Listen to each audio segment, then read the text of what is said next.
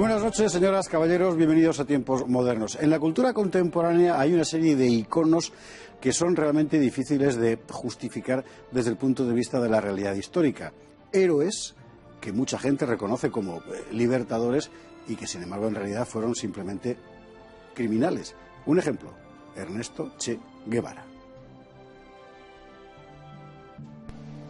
Ernesto Guevara, mejor conocido como el Che, es hoy una figura mitológica de las izquierdas y un ícono destacadísimo de la cultura de masas. Para muchos es un libertador, un idealista y un hombre justo. Sin embargo, hay una verdad muy negra detrás del mito. Sangre, crueldad, torturas, expolios, asesinatos masivos, una verdad de la que se habla muy poco, pero que ha sido abundantemente documentada por los propios compañeros del Che.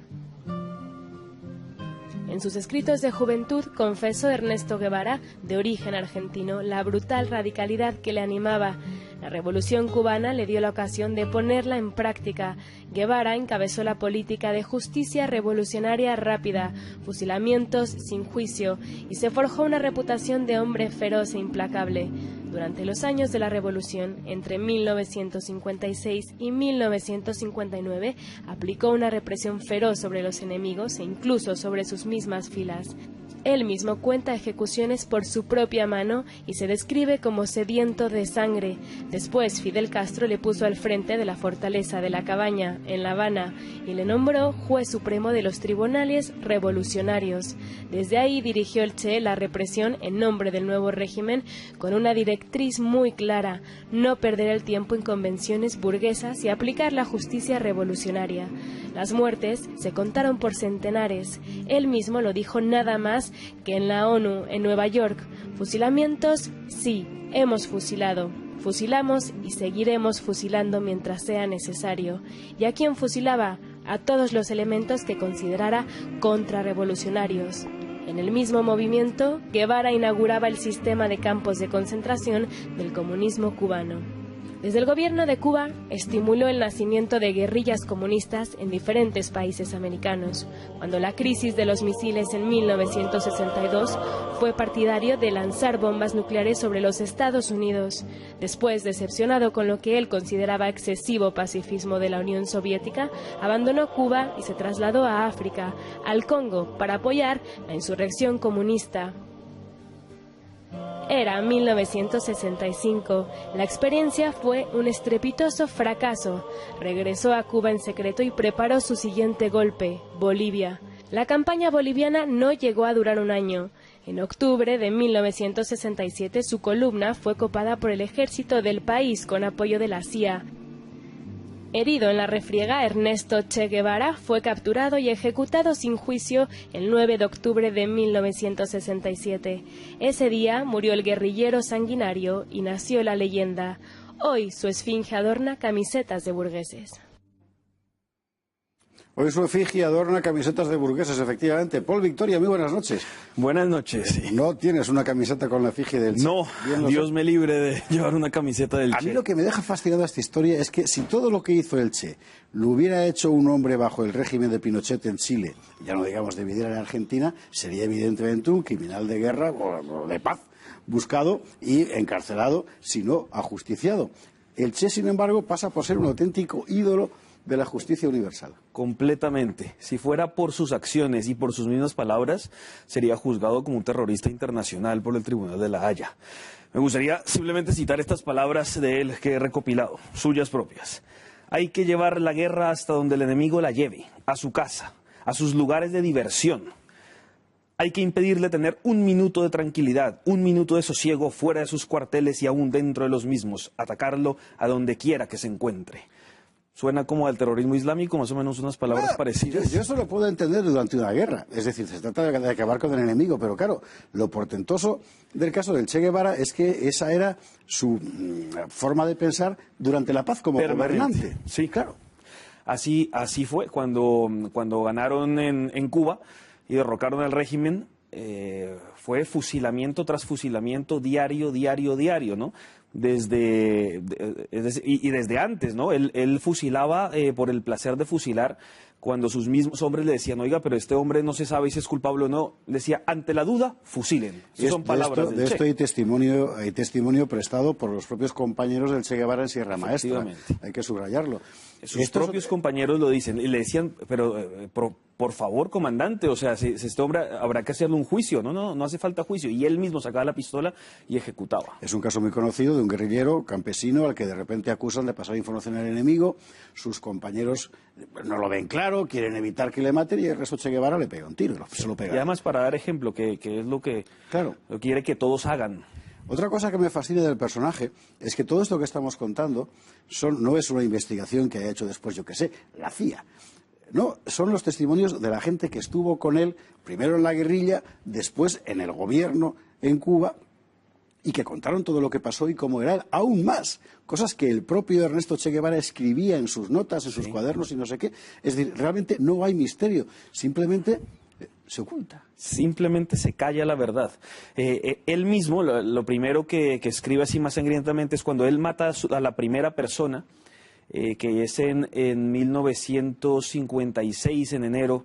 6 días después le escribe una carta a Hilda Gadea, que era su mujer en esa época, diciéndole que ha matado a la primera persona y que ahora está, que está vivo y con sed de más sangre.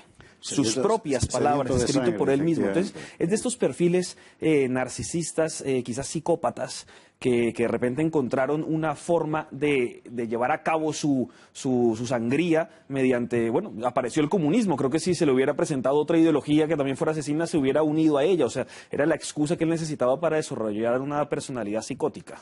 Esa personalidad psicótica deja de aplicarla en el combate en Sierra Maestra, en la guerrilla, y pasa a aplicarla ya como gobernante cuando Fidel Castro le pone al frente de lo que en realidad es el aparato de represión, que es el Tribunal Revolucionario. Y allí efectivamente demuestra que sigue siendo lo mismo. Y la comisión depuradora. Exactamente. Entonces se basa en que ya se decide que hay unos fusilamientos al día siguiente y esa noche se les hace juicios, pero ¿para qué si ya está dictaminado el fusilamiento, no? O sea, ya se sabía que los iban a matar. Además, el mismo Che Guevara dice que le dice a los jueces que lo que diga el acusador es la verdad, que no hay que cuestionarlo y que tiene que ser un sistema rápido, eficiente, ¿no? O sea, era un asesinato en masa, ¿no? Y esto, una vez más, ha sido contado por los propios que actuaron como jueces como jurados más bien en aquellos procesos. Es decir, una vez más, no hay ningún misterio, pero es otro elemento que queda ocultado, silenciado sistemáticamente. Parece que había que sacar una figura mítica para poder de alguna manera defender que el comunismo tenía algo de bueno, y entonces se elevaron una leyenda, alguien que solo puede ser un criminal de guerra y un criminal de no guerra, o sea, en ambos casos. Dentro de los contrarrevolucionarios a los que había que depurar, en principio podía suponerse que estaba fundamentalmente, pues digamos, la élite política o militar de la época de Batista. Sin embargo, cuando ves la lista, ves que efectivamente hay mucho funcionario del régimen de Batista, la mayor parte de la gente que mandaba se había escapado ya, y luego un montón de gente de lo más variopinto que entra por las razones más diversas. Sospechas, delaciones, una conducta irregular. En una conducta irregular encontramos homosexuales, por ejemplo, negros, porque él tenía una cierta, tirria a los negros. Es una cosa muy llamativa. Sí, cuando él entra en Santa Clara, es impresionante cómo hay muertos por todas las calles. Cuando el comandante Camilo entra después, dice, ¿pero qué ha pasado aquí? ¿Pero qué ha hecho este señor Guevara? O sea, parece que aquí no se bañan con agua, sino con sangre. Y es porque él, ante la menor duda, la menor sospecha, decía, bueno, ¿quiénes aquí son los malos? ¿O quiénes están vestidos de tal manera? Y los mandaba a fusilar directamente. Con el caso de los homosexuales, lo que hacía era mandarlos a un campo de concentración, un campo de trabajo, porque él creía que por medio del trabajo, digamos, se corregirían en su conducta homosexual, y esa era su manera de verlo. Con el tema de los negros, yo no sé que haya mandado a fusilar a ningún negro por ser negro, pero sí es verdad que tenía un desprecio hacia los negros, siempre hacía comentarios feos hacia los negros, hacia los indios también, decía esa indiamenta mexicana, ignorante, los trataba con mucho desprecio, porque él antes de Cuba estuvo en México después de Guatemala, y siempre se refería, siempre, lo que pasa es que él tenía una actitud despótica en general, entonces no era solo ante negros e indígenas, sino ante los propios cubanos. Simplemente posiblemente él tenía unas ganas de mandar, de ser muy dictador, de que se hiciera todo según su real voluntad, y el único que no se dejaba doblegar pues era Fidel Castro, ¿no? Al contrario, le tenía que obedecer, pero de todos los demás que no fueran Fidel Castro los mandaba como si fueran sus esclavos literalmente, y con mucho desprecio y arrogancia. Llega un momento en que su relación con Fidel Castro se enturbia mucho, momento que además coincide con la post-crisis de los misiles, cuando Ernesto Che Guevara se enfada mucho con la Unión Soviética porque no ha disparado contra los Estados Unidos, ¿no? La acusa de blandengue a la Unión Soviética. Y poco después Guevara se marcha de Cuba. Sí, hay problemas con Castro allí dentro, por un lado por protagonismo, porque la gente quiere mucho pues, a este mito, ¿no? A esta leyenda de Che Guevara, sobre todo los que no lo conocen, porque lo conocen de cerca, al contrario, tienen mucho problema con él. Pero tiene discusiones con Castro y finalmente su vivencia en la isla se hace que no puede ser, entonces tiene que irse a hacer alguna revolución a alguna otra parte y seguir alimentando su narcisismo. Se va al África y después allí no le va bien y termina en Bolivia. Y no puede volver a Cuba, porque de hecho cuando Mario Monge, que es el secretario general del Partido Comunista en Bolivia, le dice, mire, señor Guevara, yo soy el que mando en Bolivia, usted no va a venir a dirigir la revolución porque la dirijo yo. Si quiere, sea mi subalterno, le doy un buen cargo, pero obviamente yo no voy a estar a sus órdenes. O si no, devuélvase para Cuba. Él le dice, no, yo no puedo regresar a Cuba. Y efectivamente, cuando ya pierden y son derrotados en Bolivia, pues están desamparados por el propio Cuba, y Fidel Castro, pudiéndolo salvar, no lo hace, porque es que se lo tienen que quitar de encima. Che Guevara es un problema para el régimen porque además es incontrolable, o sea, es un sanguinario que no se rige por normas y que siempre está buscando un liderazgo, incluso donde no se lo pueden dar, él intenta imponérselo. En Cuba, durante esos años, también intentó arrebatarle el liderazgo a otros y a la fuerza, ¿no? Incluso hubo alguno que lo retó a duelo, Jesús Carreras, comandante, le dijo, oiga, si quiere nos vamos a duelo, y ahí sí él no era capaz de enfrentarse como un hombre, entonces lo que hizo fue a las espaldas conspirar con Castro para que lo mandaran a fusilar por supuesta traición, pero era solo para quitárselo encima para él seguir ganando poder y poder. O sea, un personaje... Medio minuto nos queda. En realidad, una última reflexión sobre la transformación en icono.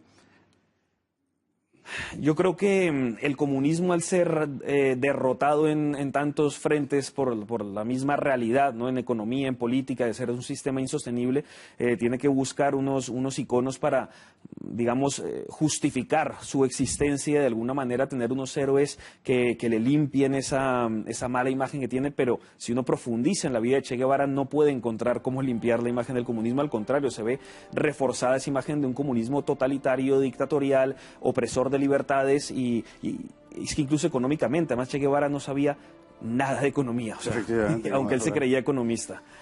La verdad es que solo enumerar los crímenes de Ernesto Che Guevara nos dejaría sin tiempo durante 5 o 6 programas, así que valga esto como aproximación a una de las cosas más inexplicables de la historia contemporánea, una persona así convertida en icono libertador.